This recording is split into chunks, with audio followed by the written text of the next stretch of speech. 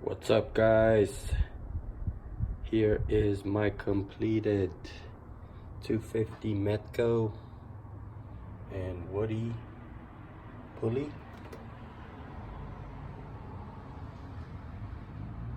That pulley tensioner is pretty huge and definitely stands out in the engine bay.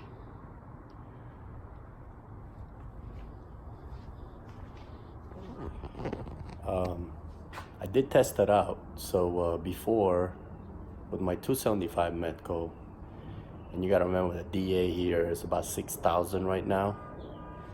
I was making about 17 pounds of boost, and afterwards with the 250 Metco, I was about 19. So gained about 2 pounds of boost, which is, I guess, not bad. I'm sure when the DA goes down here later, the end of the year, should go up to about 19, 20.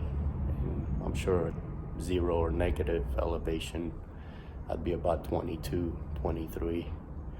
But yeah, just can't wait to run the car, see what the difference is. I'm guessing, somewhere in the 50 to 60 rear wheel horsepower gain for 2 pounds. So I'll keep everyone posted.